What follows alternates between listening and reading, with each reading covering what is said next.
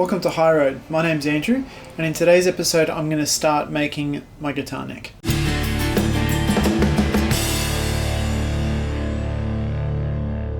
As I mentioned, I've never done this before. I've never made a guitar. All of this is really new to me. So I'm not 100% sure where to start. That's because in learning about how to do this stuff, everyone seems to do it a different way. So before I go cutting into this beautiful piece of Queensland maple, I thought I'd do some practice. So I've got this some kind of oak that I got from Bunnings. It's very cheap.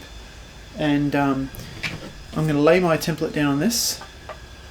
And I'm going to do some practice and see how well I do before I touch the good wood.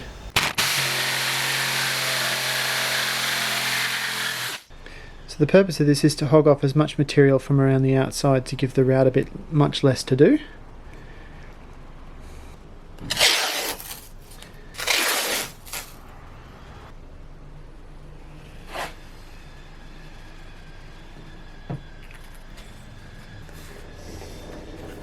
Right, so there's the template, there's the neck blank, and underneath I'm actually going to secure some scrap pieces of sacrificial wood so that the router blade doesn't cut into my workbench.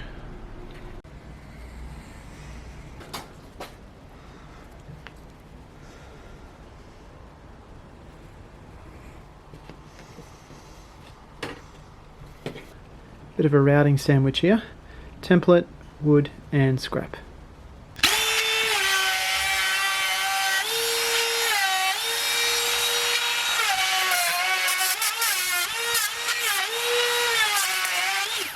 Okay, this is working well. You can see that the router bit has actually cut into the scrap wood below, which is a good decision, but I might have my blade set a little bit too deep because it hasn't cut the top lip there, so I might just adjust my blade a little bit.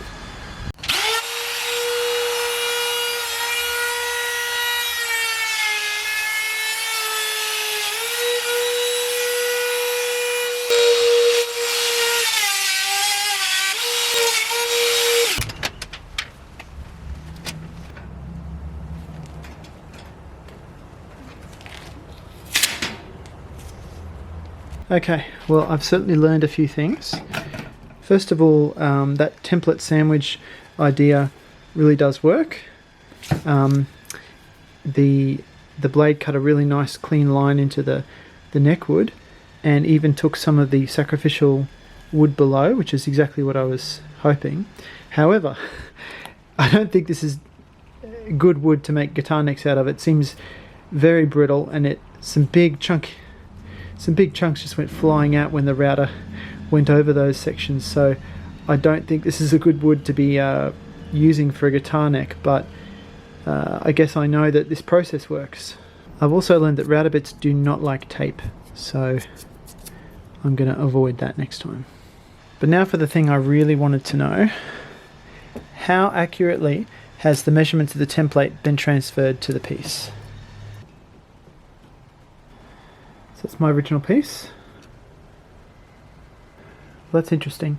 It seems to be coming up a little wider than the template, which is not the end of the world because it means I can just sand it down to the right size. Gives me lots of wiggle room, but that's unexpected. Alright, here's the actual piece of neck wood that I'm going to be using. It's a beautiful piece of Queensland maple. So I actually want this to be the back of the neck. In other words, I want it to be like that, so that this nice figuring is kind of visible when you look down at the back of the neck. So that means I've got to actually put my template on this side, kind of work out where that pattern's going to show up.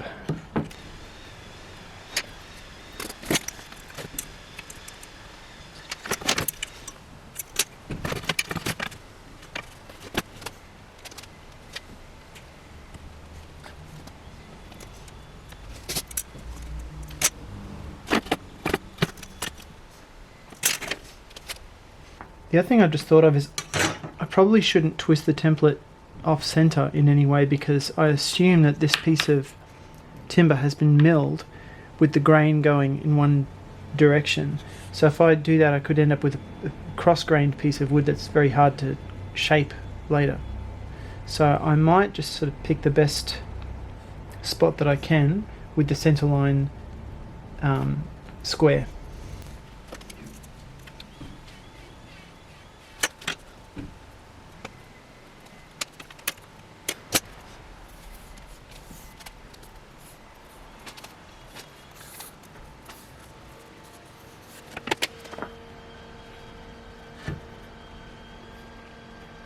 Okay, time to start cutting.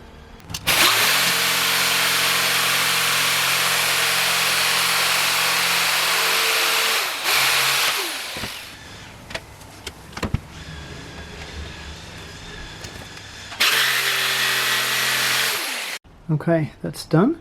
I've cut around that as cleanly as I can with a jigsaw. There's one little area here I'm hoping I haven't cut in too deeply.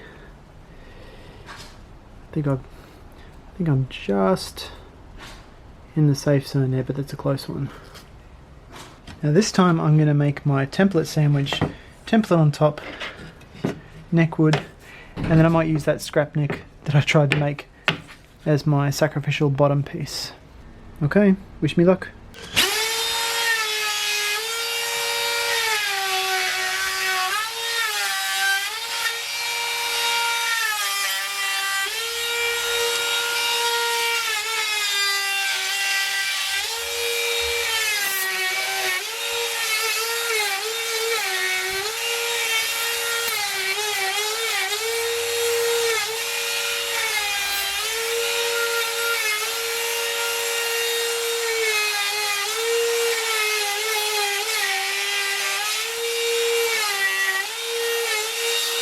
Well, this has not gone as well as I had hoped.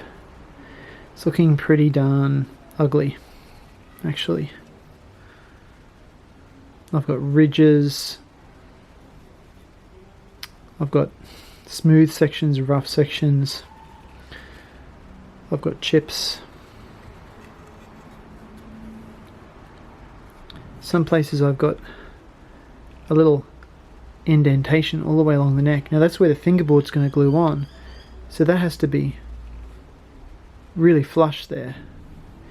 Now, although it's looking ugly right now, it's possible that this can be saved.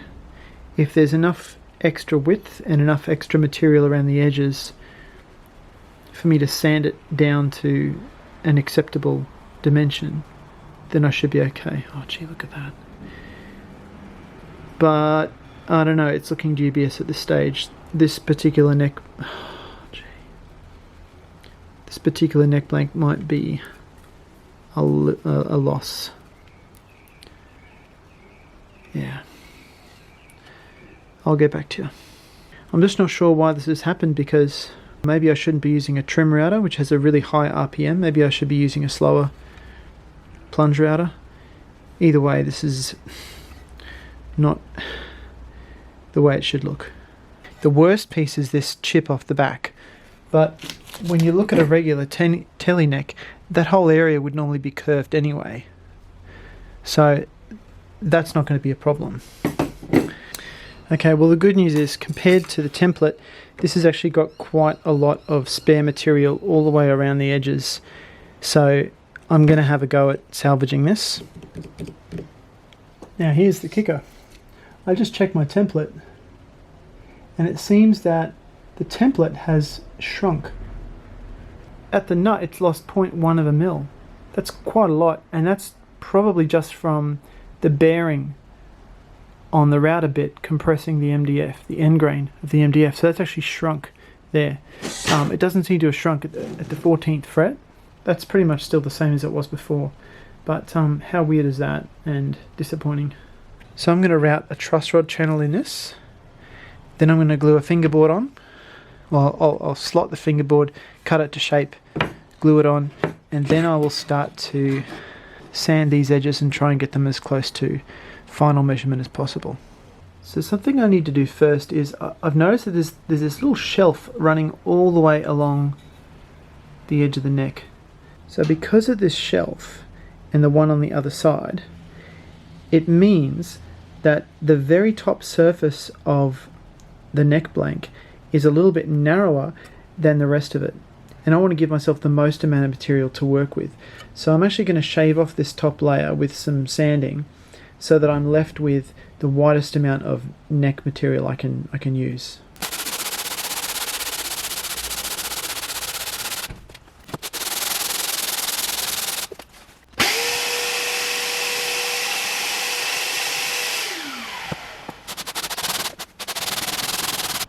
After about an hour of sanding, that little lip is gone. Nice clean sharp edge there now for gluing. This lip you see on the bottom edge won't really matter because it's going to be curved anyway. That'll be removed. Alright, now that the fingerboard gluing surface is nice and clean, the next thing is to route a truss rod channel for this truss rod. Now, this is a standard Crimson Guitars 6mm truss rod, so that's how wide the channel has to be. Normally with a Fender style guitar you would tend to have the Allen key, the adjustable end, up here at the nut, but I'm going to be installing a 0 fret here plus a nut, and I'm just worried it's all going to get a bit complicated up this end of the neck, so I'm thinking of actually doing the adjustable nut at the heel end, which is another way you can do it. There's nothing wrong with that. My Telecaster neck actually has the same thing, so it is pretty common. But I feel like if you're going to put the adjustable end down there near the headstock, you just got to be a lot more careful. I think this is a more forgiving way to do it. Now, in order to route that channel, I'm going to use this board and I'm going to set up some guides along here. Before I do that, I'm going to route a channel in a test piece so I don't ruin my neck any more than it's already been ruined. So there's my test piece, and I've got a couple of these are actually circular saw cutting guides that I made, which I can use them just as easily for, if I turn them upside down, clamp them to my surface, I can use that as a guide for my router.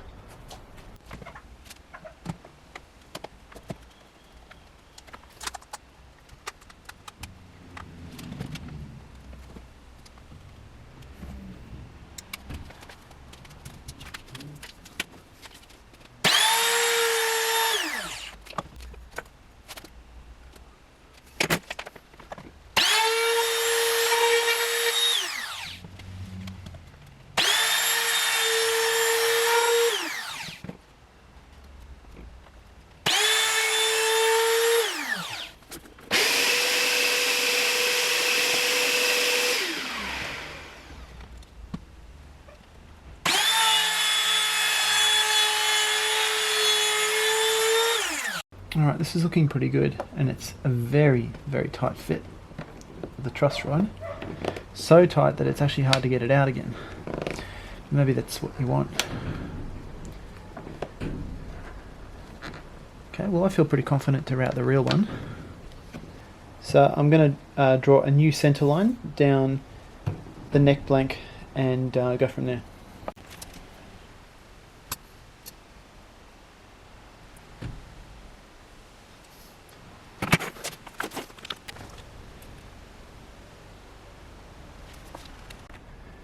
Now, because of the shape of the end of this truss rod, the truss rod channel is going to have to be about 9mm deep up to here, where I've drawn a line, and from there to the heel, it's going to have to be, well, let's measure it. About 3.5mm shallower than that, so 5.5mm up to there.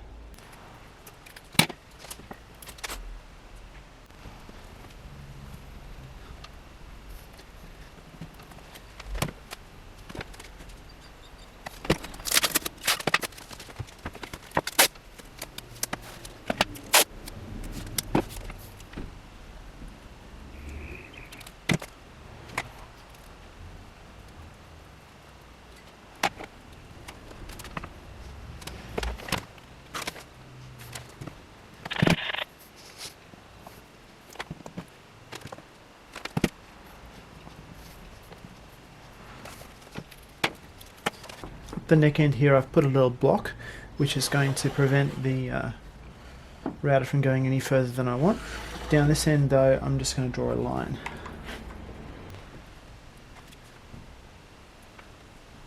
So I've got some marks there that line up with some marks on the router that tell me where to stop. Fingers crossed.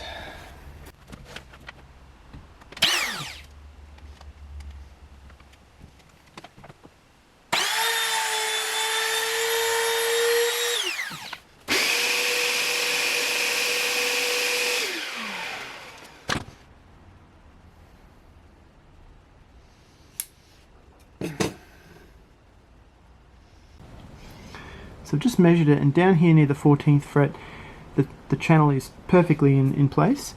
Up here near the nut it's a little bit off center, so I've just adjusted one of the guides because there's a bit of wiggle room here, and we'll try again.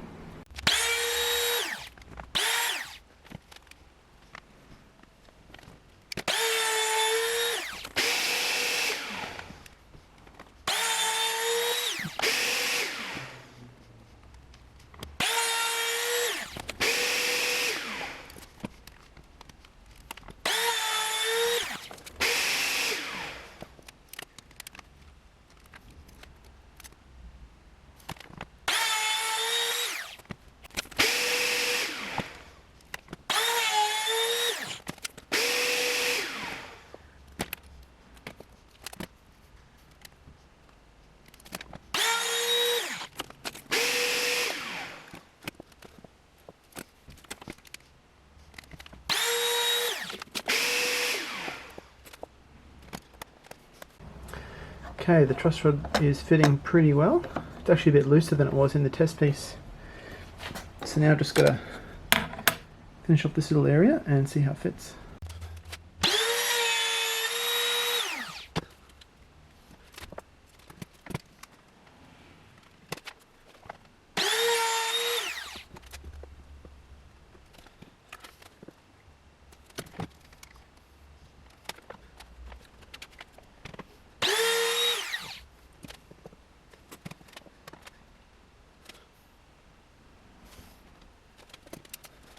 Right, this is looking pretty good now. I've got the slot to the right depth, but I've just got to make it a little bit wider to accommodate this tightening nut. So that nut measures about 7mm essentially, but I don't have a 7mm router bit. So I think what I'm going to have to do is use the same bit, but move my router guides about 1/2 mil each way so that I can enlarge the last portion of that slot.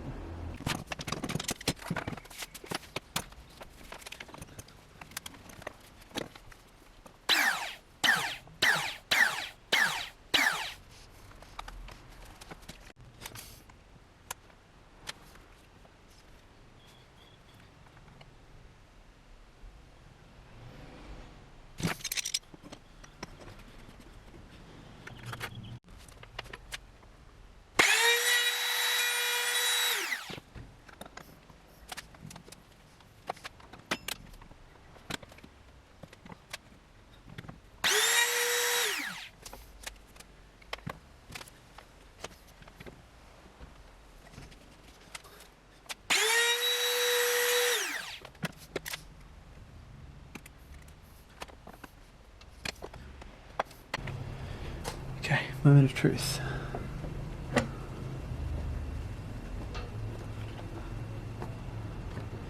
Perfect. It's just tight enough that it won't move, but it's not too tight.